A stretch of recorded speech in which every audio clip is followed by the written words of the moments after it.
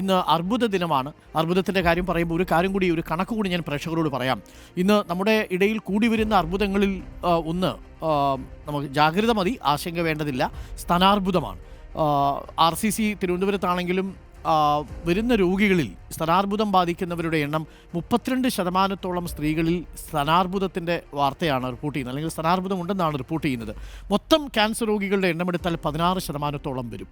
അപ്പോൾ സ്തനാർബുദത്തെ ആദ്യത്തെ 10, 30, 60 ദിവസത്തിനുള്ളിൽ തന്നെ കണ്ടെത്താൻ കഴിയണം. ആദ്യത്തെ 60 ദിവസത്തിനുള്ളിൽ സ്തനാർബുദം കണ്ട് അത് സാധ്യത എന്തെന്നാണ് തിരിച്ചറിഞ്ഞ് രോഗലക്ഷണങ്ങൾ ബോധ്യപ്പെട്ട് കൃത്യമായി അത് നിർണ്ണയിക്കുക എന്നുള്ളതാണ്.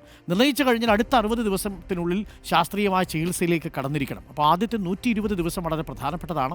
ആദ്യത്തെ 60 ദിവസം അത് നിർണ്ണയിക്കുക, അടുത്ത 60 ദിവസം അതിനുള്ള ശാസ്ത്രീയമായ പ്രതിവിധികൾ ഉണ്ടാവുക. അപ്പോൾ നിസ്സാരമായി വെച്ചുകൊണ്ടിരിക്കരുത് എന്ന് മാത്രം പറയുന്നു. നമുക്ക് അതിജീവിക്കാവുന്നതേ ഉള്ളൂ, അത്ര വലിയ ആശങ്കയുള്ള പ്രശ്നമൊന്നുമല്ല. പക്ഷേ സ്തനാർബുദ രോഗികളുടെ എണ്ണം കൂടുന്നു എന്നാണ് കണക്കുകൾ പറയുന്നത്. 32% സ്ത്രീകളിൽ അതുണ്ട്. അതേപോലെ മൊത്തം ക്യാൻസർ രോഗികളിൽ 16% സ്തനാർബുദമാണ് എന്ന കണക്ക് വരുന്നുണ്ട്.